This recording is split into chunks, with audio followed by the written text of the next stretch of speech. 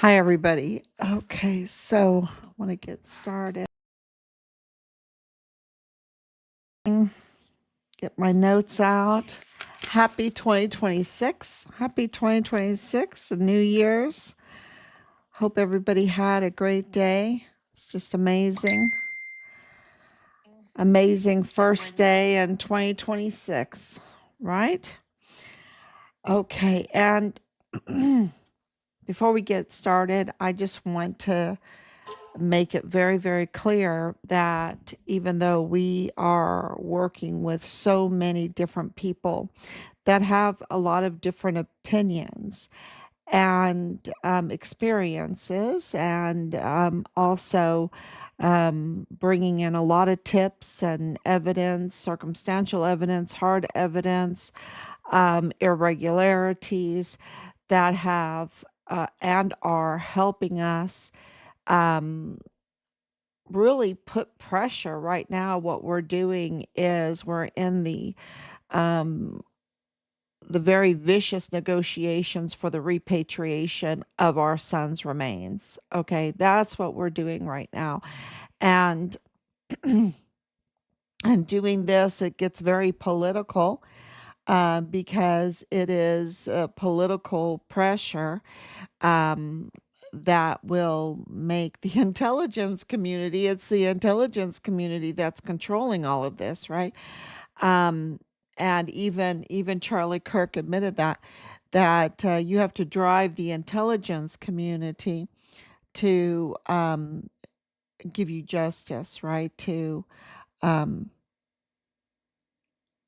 Yeah, that's like a big that's bigger than a Goliath, right? That's bigger than a Goliath, but Goliath is Goliath. Um and they might look big, they might look mean, but sometimes, a bureaucracy, a deep state can be too big, can be too big for their own good. And they're not bigger than God. And they're not as organized as God. God is very organized. That's why I posted up about the moon. The moon is just so incredible. And both Richard and I are moon children. We're born in that month, that time period that are, um, I guess, we're very connected to the moon. And the moon is like this fine, precise timepiece in the sky. And it's just so amazing to me because you can depend on it. You can depend on it. You cannot tamper with it. And for us, for Richard's case being so tampered with, all of everything being so manipulated, all the narratives being so manipulated, when you look at the moon, it declares the glory of God, right? This precise, every day a different phase, 29 and a half days for it to wax and wane, and then it disappears, right? For like 60 hours, I guess, and then it reappears and waxes and wanes again. And 29 and a half days, 29 and a half days for 19 years, and then it repeats. Then it totally repeats, and you can see the exact moon in the exact same spot, the exact size, the exact altitude, the exact phase every 19 years. So when you looked at the moon tonight, if you had the chance, you won't see that moon again for 19 years, but you know what? You will see that moon again in 19 years. And you can say that that moon was there 19 years ago and 38 years ago. And, and on and on. It's a timestamp, it's a timepiece. It's just amazing. And, if I wasn't doing this day in and day out, I would be absolutely paying a little more attention to all of those glories that God gives us. Um, anyway, yesterday I took some pictures. I really thought about that, really prayed about it. Thank you so much for putting a clock in the sky that cannot be tampered with. That cannot be tampered with. It's amazing. So let's get started. That's just the intro. Today is day 1980. 1980 days. We're getting very close to 2000 days in this. Never thought it would go this long, but I didn't even think about it. I moved forward because our fight, our purpose in life is to establish justice, right? To establish justice and enjoy God forever. That's it, right? That's our purpose in life. And, if you pursue that, I think God will say, "Well done, my servant," right? That's the faith that we have in our family. And, that's why we know that Richard, the narratives that are out there about about Richard that are negative, were lies. Were absolutely lies. And we knew that he was a whistleblower. That's been confirmed that he's a whistleblower, and it's been confirmed that Connell Wetton was the inside man in the FBI for the cartel, and that it was because of him that there were leaks about our case, about our whistleblower, and about our son's identity that put a target on his back. And of course, he was code red murdered because the Fort Bliss, the leadership there, and people in the intelligence roles and the I guess the security roles, they were compromised. They were in on this with the cartel. And it has taken us over 5 years to investigate it, identify um, the irregularities, the circumstantial evidence, the hard evidence, document it all, and file it.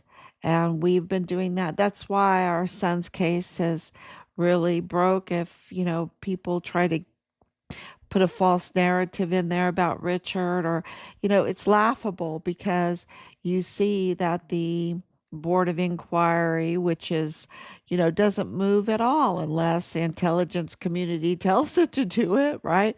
Um, and the board of inquiry was had to. They had no choice, and you think that they can do whatever they want, but they can't. They can't do anything that they want because it's politics involved. It's we're a government of the people, by the people, for the people. They don't like to admit that, but that's the way it is, right? That's the way it is under God, and they really don't like that, but that's the way it is. And so they can be driven, and they are driven all the time to do everything. They're really um, putting, it's kind of like Marley and the Christmas Carol. They are putting a chain together, link by link, around their own ankles, around their own neck, around their own bodies. That's who this intelligence community is. That link by link by link, they are just imprisoning themselves in their own and their own quagmire and their own bad deeds and everything. And so, um, you know, uh, they're the ones that need to be fearful of their own selves, right? Over and over again, you see in history where they always get caught in their own nets. They always fall in their own holes. They always, have a very bad time because of them entrapping their own selves. So it really is. This is what's going on right now.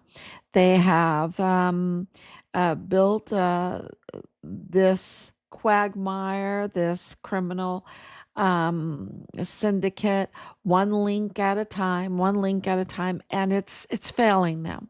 It's failing them now. It's getting too heavy, and they engaged in some very very terrible crimes that nobody believes. Nobody with half a brain believes what they have to say. And I think there's no better example. I mean, with our son's case, of course, but with Charlie Kirk's case, it's very, very clear. Anybody that knows about guns, knows about security. Let's just talk about the security and Charlie Kirk's case. Right after I tell you that our son, the security broke down. He was a whistleblower. He was under whistleblower protection. His security didn't show up. He was forcibly removed from his barracks room, taken to the arms room, and his life was taken from him. And then his body was stolen off of Fort Bliss, and terrible things were done to it. He ended up being dismembered and um, taken over to Mexico for disposal. We believe partial remains because we believe that the evidence indicates that his organs were harvested, so partial remains being disposed of at Plenitude Crematorium. And and this is really important for people to understand because all of this evidence has been coming out through through our investigation and President Trump's intelligence, right? His what he has of the intelligence community, okay? Because there is like inside civil war going on. I really believe that because the evidence indicates that.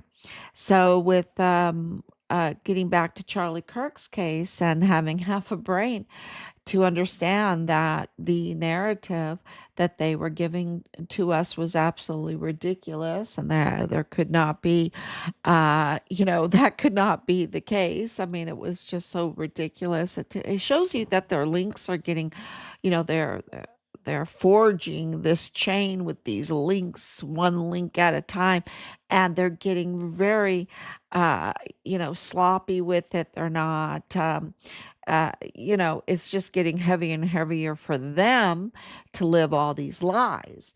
And clearly, the whole Tyler Robinson thing is a big lie. You see that in his face. If you're a mom, you absolutely know, but you also know with all the evidence. Putting just as security, okay? You have someone at the level like Charlie Kirk. He's not at the level like our family, okay? I mean, he gets hundreds of millions of dollars year. I mean, he was making a lot of money for his Turning Point USA. They just live differently because they have that kind of wealth. They just have that kind of wealth and they live very differently. And they try to stay, rooted to the masses, but they can't because, I mean, they just live differently, right? It's just a whole different environment. And part of that is trying to keep control of this Turning Point USA and all of this money, I mean, and that is hard to do. Not, people can make money, but then once they get the money, it's so hard to keep track of all of that money and to organize it all. And of course, there's a lot of reporting coming out about Charlie Kirk wanting to audit Turning Point USA because he had suspicions that the money was being abused and used wrongly. And and clearly, the evidence right now that's coming out is being presented that there was some fraud going on in Turning Point USA, and that Charlie Kirk was suspicious of it and wanting to do a full audit. Now, Erica Kirk hasn't come out and announced his wishes that he wanted to do an audit of Turning Point USA. And it seems that some of the suspicion went to this UPS box and a guy named Farnsworth. And Farnsworth, when of course that's also the name of the guy. This is two different people.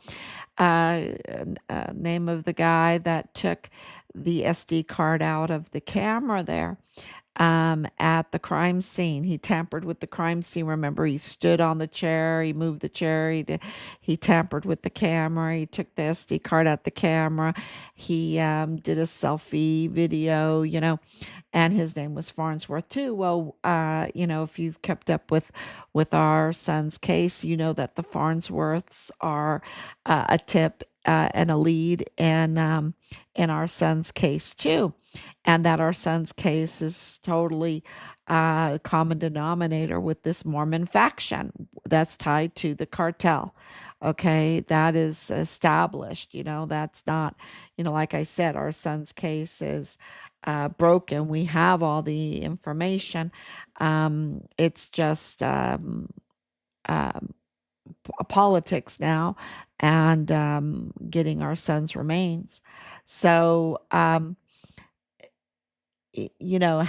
this similarity again or this crossover with the Farnsworth, and then it being like, you know, going into that playbook of being fraudsters, fraudsters, fraudsters, which we know is happening in Minnesota, right? All the fraudsters, and we know that it's all this fraudsters in El Paso along the border, and then to bring in the Farnsworth name into this and say, oh, that now that the fraudsters are called the Farnsworth, and the suspicion of the fraud going on in TPUSA. Yeah, that is that's a wowzer. Because Farnsworth is not like a super common name, right? It's not a super common name. So this, it connects Charlie Kirk's case again with our son's case, and and there's more similarities because there was such a security breach. How do I know there was a security breach? Well, they put Charlie Kirk in a hole. They put him in a hole. Look at, everyone was looking down at him in that tent area. That's a no-no. You don't put someone that you want to keep secure in a hole, where, anybody that wanted to get a position on him could get a very easy position on him because he was in a hole. And and then they did not do their due diligence to these roofs. And these people are paid these security for Charlie Kirk because he's, like I said, he just lives so different than we do. Um, you know, they get paid a lot of money. It's not like, oh, let me just give you $100 for the day and you can watch out for me or something. No, these people get paid loads of money, loads and loads of money to keep Charlie Kirk safe, and they put him in a hole and they didn't secure the roofs, and then they tampered with the crime scene. They tampered with his body. All of that is a no-no if you want to get to the bottom of who did this. You just don't tamper with everything. And sure enough, they did, and it was a total security failure. And and they seem to be all kind of like in on it. Nobody's like really upset. No one's upset about their own reputation, security reputation. No one's upset. Um, it's just the strangest thing, right? And the person that they are upset at is somebody that's really trying to look into who did this, and that is Candace Owens. And that's the same book, same playbook as our case. They weren't upset about Richard um, and what happened to Richard.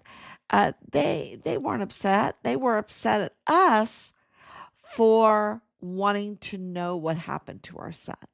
That's where all the vile and vulgar intimidation and retaliation and threats and loads of money they've spent to discredit us and to bully us and intimidate us and threaten us and everything, so that we would just be quiet and not ask and want to know what happened to our son. Now that we know what happened, we want our son's remains, right? Because we know that the intelligence community has Richard's remains.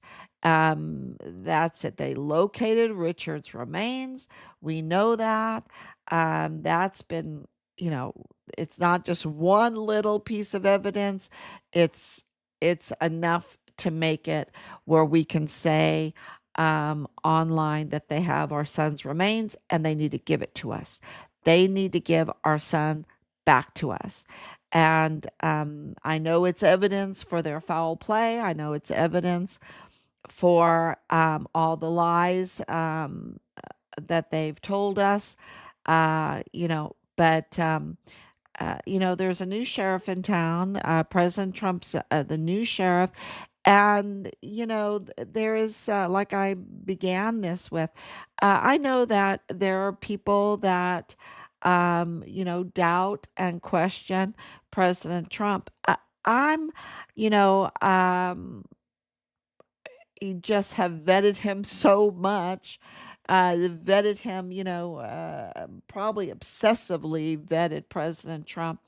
And I can tell you this, uh, we are huge supporters of President Trump because of what's going on behind the scenes, the arrests going on behind the scenes, the fraud being cleaned up behind the scenes, under enormous pressure by the intelligence community bad actors. It's just, I can't even tell you, they tried to kill him, right? And they did kill Charlie Kirk. And Charlie Kirk, when you look at what he was doing, which let me see if I can get my notes, because I thought that was really important. Yeah, let me move my notes over here. Um, let's see if I can find it, because, yeah.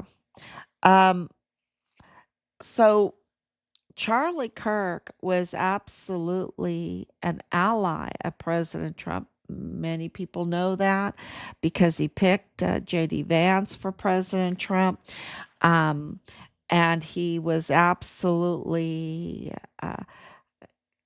very, very important to um, getting all the young vote for President Trump. It was very important.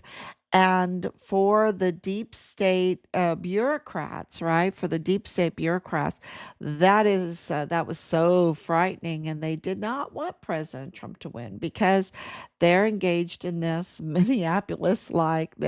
Minnesota like fraud, right? Like the El Paso fraud, like the funeral fraud that is along the border. They are engaged in humanitarian aid fraud, and they're engaged in organ harvesting fraud, and which is so scary, and they're engaged in these terrible adoption fraud, and with the stolen children from the illegal C-sections. They are engaged in all kinds of criminal trafficking fraud and property fraud, and military contract fraud and government contract fraud, and they are engaged in a lot of fraud, and they need to have control over the elections to control the intelligence community, control the law enforcement community in their favor, the judicial community to their favor. They want to make the appointments. They want to make sure they know who's going to be sheriff and who's going to be the police chief and who's going to be you know, the attorney general and the AUSA and the DA for El Paso. They want to control that. They want to control the representation. And so they don't want someone like Charlie Kirk that says to someone like President Trump, so you've got this young man with so much energy, beautiful man, knowing how to make millions and millions of dollars, helping out the commander in chief, the billionaire president. Yeah, they did not. Those odds were a little bit big for them. Okay, those odds were very risky for them. And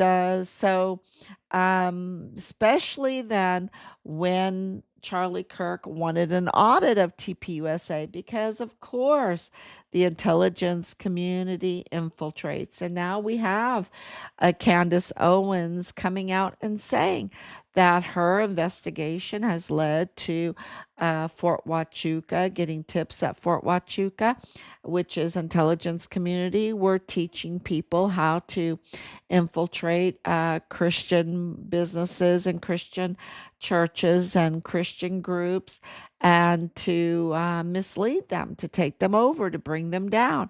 And you see that over and over again that's been happening because they whittle away on the creeds. They make the creeds like they're not important, but the creeds are I believe, right? I believe in the Trinity.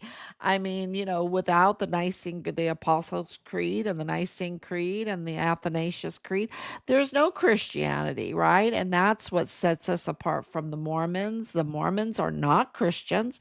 They call themselves Christians. They impersonate Christians, but they're not Christians, okay? Because they do not believe in the creeds. They do not believe in the Apostles' Creed, the Nicene Creed, or the Athanasius Creed. And that is, that's the definition of a Christian. And so if you don't believe in those creeds, then you're not a Christian. You're a Mormon, right? Because they don't believe in the Trinity. And so it's very clear that there are impersonators, and I can tell you from the beginning of this, people would come in and impersonate Christians or a friend, or I'm an investigator, or I'm a cameraman, or I'm a this, and I'm your best friend, and I love the Lord. I love the Lord, because they knew that we were Christians, and so they knew that that was a very soft spot with us, that, and so they would say these things, but they were really counterintelligence. That's what they were. They were the intelligence community performing counterintelligence. Even our CAO we caught conducting counterintelligence measures against us, asymmetric warfare against us. How do I know this? Because he was an asymmetric warfare officer from TRADOC. TRADOC is Fort Huachuca. Here we are in Fort Bliss, so you can, I'm just telling you that Fort Huachuca and Fort Bliss and Fort Hood, they work together. They're very connected. And so, absolutely there were impersonators. We believe that all the evidence shows that they were impersonating us. We know we have hard evidence they were impersonating Richard. We know uh, that there is indications that they were cashing in on Richard by impersonating us, and that they had the means to do that. They had people in the IDS Pueblo and the VA benefits. That they had people at the to do the birth certificates, to do the death certificates. They had the people, and the medical examiner is illegal. He's illegal cartel guy, right? He's an illegal cartel guy. I should have put that in the post. I left that part out, that he's cartel. And he's up to no good with the Walmart mass shooting on top of that. So, the medical examiner, the need for the declaration of death, uh, the county clerk that issues these death certificates, um, the military, Solomon Anusa being mortuary operations, being cousin with the um, the IDS Pueblo, um, I guess, advisor, uh,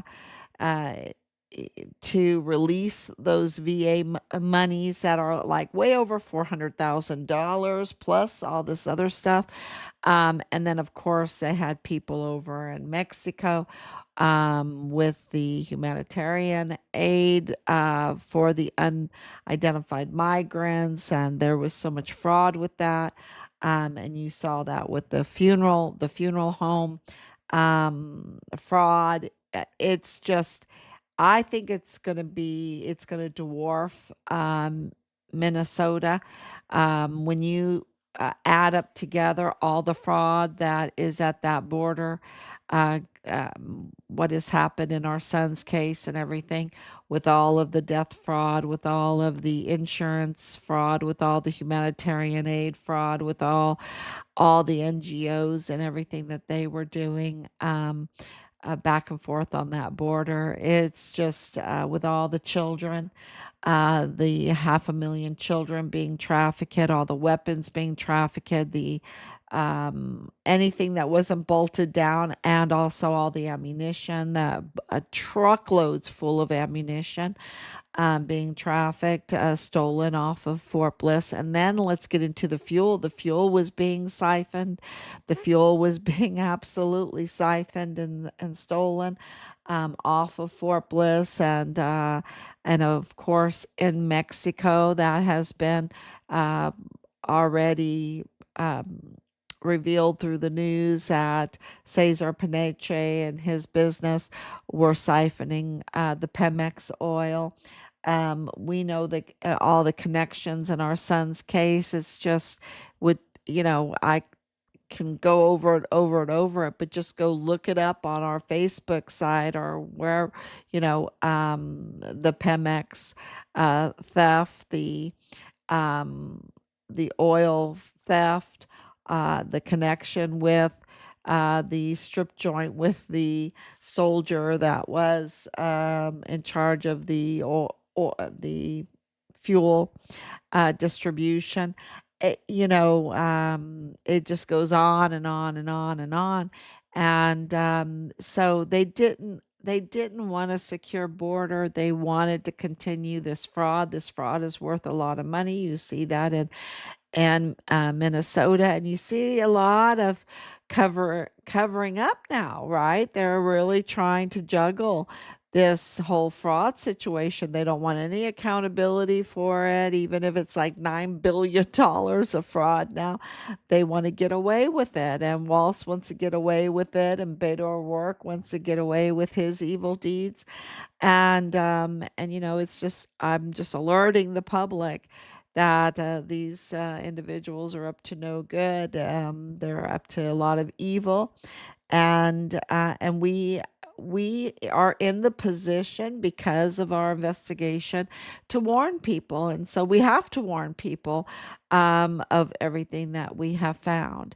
And with the Walmart mass shooting, with the tampering, that's really coming out too. The putting tampered evidence into the court case, just like that's important to because we know that they tampered with our son's paperwork, with our son's reports, with our son's files, and so to insert that into a court case, that's just so fraudulent, right? And we know that in the Walmart mass shooting, that Justin Underwood, with Felix Valenzuela, introduced tampered evidence into the Walmart mass shooting case to keep the narrative, the fake narrative, of this lone shooter going, right? With no, oh, he had no contacts and it was random. El Paso, he had no family. And then lo and behold, he has major family in El Paso. And his family is not just any family. They're a family that's in the DA's office, or the family that's in the FBI office, or the family that's in Walmart cybersecurity. They're the family that's in mental health care. They're the family that's managing the federal courthouse, exactly where the case is happening. Um, you know, and this was not told to the public that um, there's and you think, how could they do that? That was so known. It was so known. Look at Anthony Ayun. He knew the Mayellas really well. He knew the shooter's family very well. And now he's been made this illegal judge. I think it's so, oh, give me a quid pro quo, give me a pay for play or whatever. Oh, yeah, make me an illegal judge in the El Paso Community Criminal Law Magistrate Court. I mean, that's where he's at right now.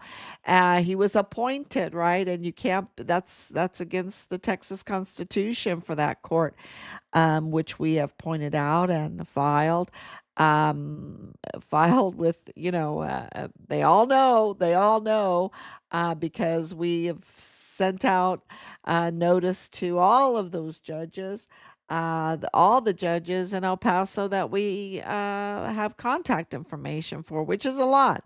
It's a lot. And all over the place, all over the place. We have spread this all over the place, that court since 2015 it was amended to have full jurisdiction over the county, and any court that has full jurisdiction over the county, those judges have to be elected, and not one of them is. Not one of them is. It's just fraud. And so, that's what I'm saying. Anthony Ayun, he just like dug himself a hole, right? And um, this is they get caught in their chains that they link together one by one, and it brings them down. And then all of a sudden, one day they find themselves as Marley, and Marley's like, oh my gosh, I've just forged a chain link by link to put me in hell, right? That's exactly what you see here. And um, anybody that keeps it quiet, the fraud that was around the Walmart mass shooting, it's because that they wanted the fraud to continue. They wanted to tamper with the election, and the way they did that was to attack President Trump. They had to keep a false narrative going, that this was about white supremacy, and that's so debunked. It's so debunked by the Michael Mayella family name, that is the family of Patrick Crucius in El Paso. And and the media kept it quiet. They all know because we notified them. They all know. And the media is just so complicit, and they need to really pay restitution for all the damage that they are doing. And I hope that President Trump continues to make the media pay restitution for all the damage that they do day in and day out, day in and day out. Um, So thank you so much, Baron, watching from the mountains of West Virginia. God bless you. God bless you, and thank you for coming on, and thank you for your support. We're coming on pretty late tonight. We're burning the midnight oil because we are now in communication with the intel and, some good ones, intel and special forces community. Um, and that is giving us a lot of insight about the names, connecting all the dots, connecting this plane, this SAM 702 plane that left Fort Huachuca, where Mitch Snow said that there was individuals at Fort Huachuca that shouldn't have been there the day before, the 2 days before um, Charlie Kirk was lost his life. Okay, gotta be careful how I say things, and I'm not always careful. Um, but yeah, that it, and uh, I have to tell you, anybody that is doubting that is not doing their due diligence. And now I was watching something, Pat Davis, whatever it was. Eh, um, I don't know his full name, but anyway, he does this Manek thing or whatever, and he has this podcast, and he had this young man on from Minnesota who exposed Minnesota, and um, he says he was in connection with Charlie Kirk before he was killed, which raises a lot of red flags for me. Even though I really appreciate his video and him exposing all of the fraud in Minnesota, but he said that he believed that Tyler Robinson is the killer, is the shooter of Charlie Kirk, that he is Mormon, and he believes that that's what happened at UVU. That's his opinion. That's fine. But he lost a lot of credibility with me when he did that, when he said that. Okay, because anybody that has been looking at all the forensics evidence, the there's so much out there right now, right? The frangible bullet, the forensics in the hospital, all everything that Candace Owens has been revealing to everybody. But of that day, the the security failure, the weird weapon, the in the leg, and changing clothes, and the furry, and nothing made sense. Nothing made sense. The neck wound doesn't make sense. It doesn't look like a bullet wound. I think that the people that have the exploding mic, um, with all the little bits of plastic found in the car and all of that. I think they have a better forensics explanation about how Charlie Kirk lost his life. And, if anybody cares about Charlie Kirk and is watching uh, this coverage of all of these theories and what's going on, the one thing that you know is that Tyler Robinson has been totally debunked, and no one even cares about him. They don't even talk about him much, right? They really don't even care about him because they know he's not the end answer to why this happened. And when you look at Charlie Kirk and what he was trying to do with um, being an alternative for the RNC, right? That was a big deal because the Romneys were in charge of that for the longest, and then to come out and say we need to have um, dependable elections, right? We need to chase the vote, and we need to go after people that we feel that would support us and get them to actually go to the polls and vote. We need to chase the vote. We need to have campus tours, right? We need to mobilize Generation Z for President Trump, right?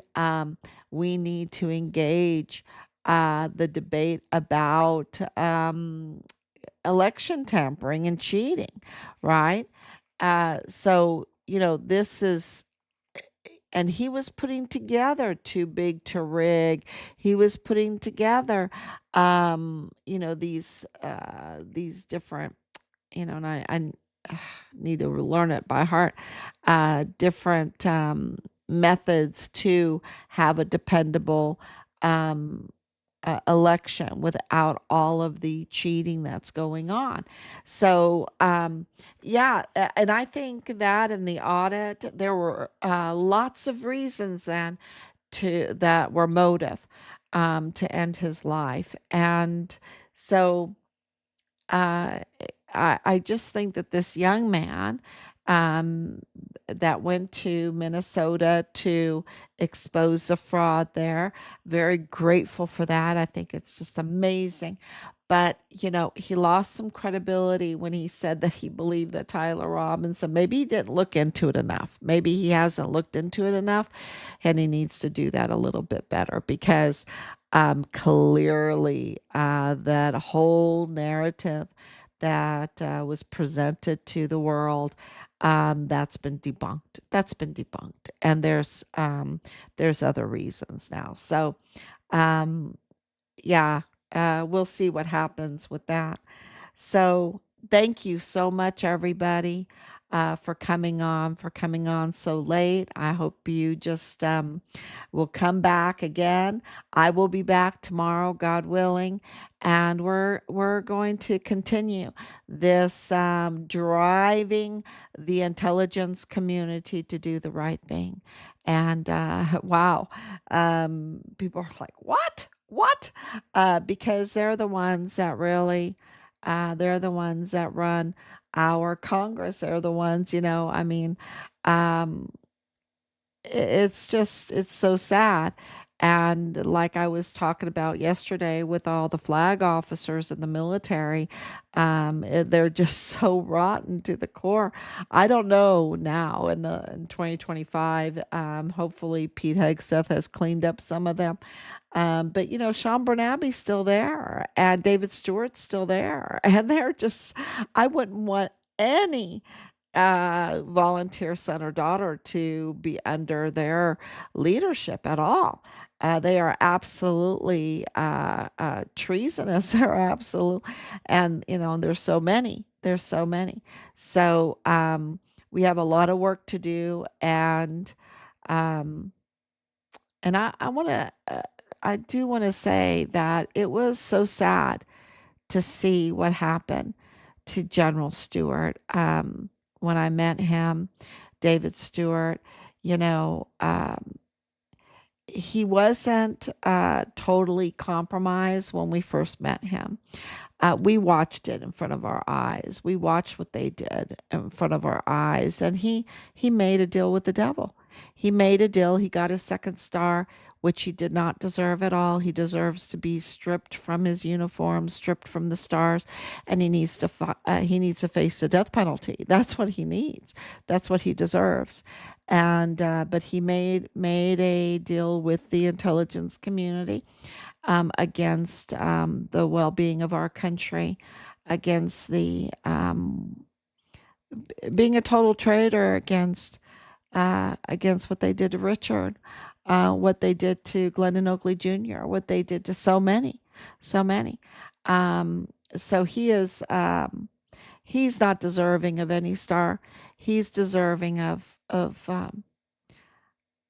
well, he needs to pay the highest price, I believe. I believe that the death penalty needs to be on the table for him and for Sean Bernabe, of course, and Donna Martin and James McConville and Mark Mealy and um, Michael Xavier Garrett, um, Patrick Matlock, Clem Coward. There's so many. There's so many that are absolutely deserving um, to be facing the death penalty. And so, and in Texas, we have it. Thank God. Thank God we have the death penalty in Texas. And just like those that actually harmed Richard, they need to be facing the death penalty too. So, do I think that President Trump is going toward that end? Well, we received two letters, and he confirmed that that's the way he's going. So, and of course, all the arrests, the designations, everything that he's been doing um, confirms that he is working towards those ends. So, yeah, so we're going to do our part in this to help him because I just can't even imagine um, the mutiny that he faces all the time. I just can't even. And the impersonations, the intelligence community that says, "Oh, we're Christians." They even train them. They even train them to infiltrate like that. So, yeah, and we've been absolutely front row seats to all of that and victims of all of that. So, yeah, so we're gonna keep going. We're gonna keep going. Put our boots on really high and tight and full armor of God all the way, and we're going to now. It seems like one case, a Walmart case, a Charlie Kirk case. It's so all of it so combined that that there's a lot at stake here. So we need to get to the bottom of it. And bottom of the whole thing will be the bottom of it. Thank you so much. God bless you. And